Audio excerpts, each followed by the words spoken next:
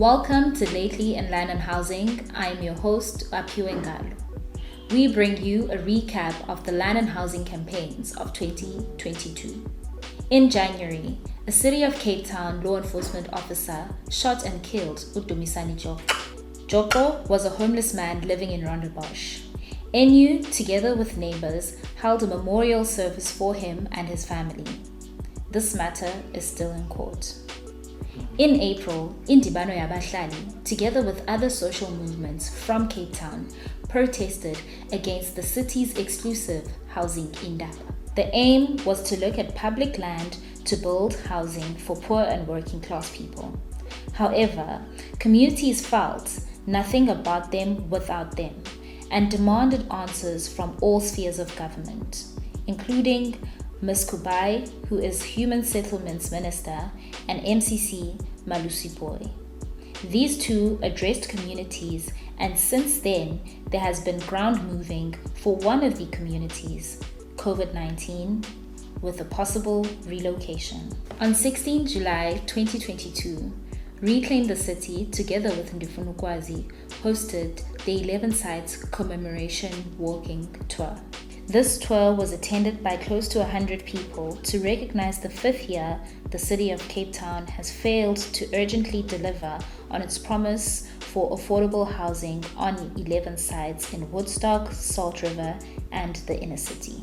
Reclaim the City and Ndifuna Ukwazi hosted the Tafelberg General Assembly to mark yet another year having passed with no affordable housing on the Tafelberg site.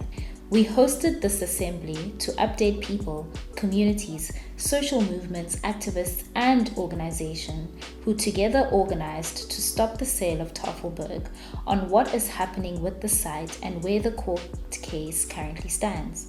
Attendees of the assembly collectively call for social housing to be urgently built on this site and other well-located land.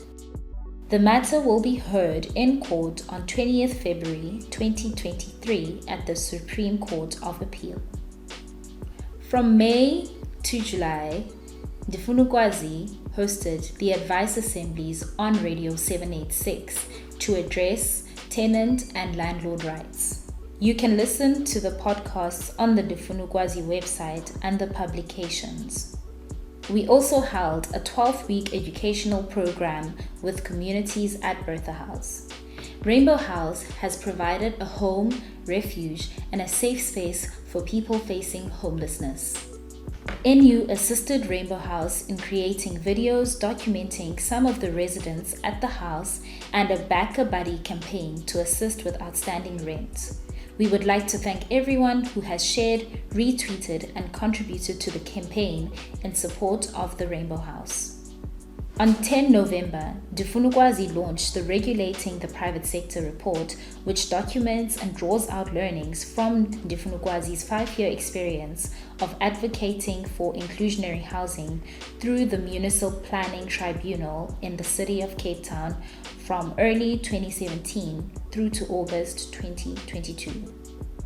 The Bromwell Street matter was heard in the Supreme Court of Appeal on 14 November 2022. This appeal comes after Bromwell Street residents won a landmark judgment against the City of Cape Town, which declared the city's emergency housing program and implementation in relation to the inner city's evictees rendered homeless upon eviction is unconstitutional. In the last quarter of 2022, we objected to the City of Cape Town renewing the lease on 3 pieces of land intended for sporting purposes that would be better used for the urgent construction of well-located affordable housing. Thank you for supporting Ndifuna Ukwazi throughout 2022.